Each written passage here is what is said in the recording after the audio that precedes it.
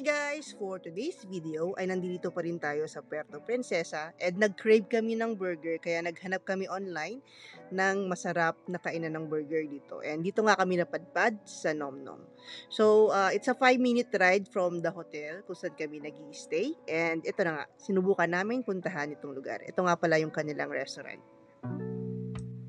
And ito naman yung kanilang menu as of December 2024. Ayan guys. Medyo may pagka-pricey yung mga burgers pero ang laki ng servings. Pakita ko sa inyo later yung itsura ng mga food. Ayan guys.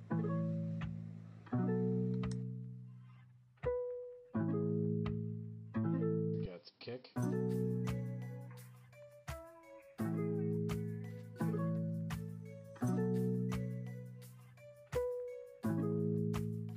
After a few minutes, dumating na yung aming drinks. Guys, sobrang ang sarap ng mga drinks nila dito. Ayan, dumating na rin yung ilan sa aming mga in-order. So, umorder kami ng 2 kinds ng kanilang burger. In-order ko itong may pineapple and yung kanilang french fries. Ayan guys.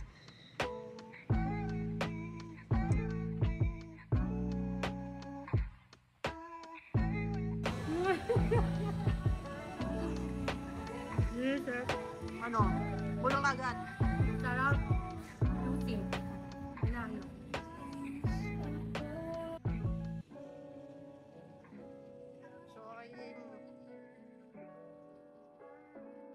Guys, surprisingly, ang sarap niya guys. Ang lutong nung bun and masarap.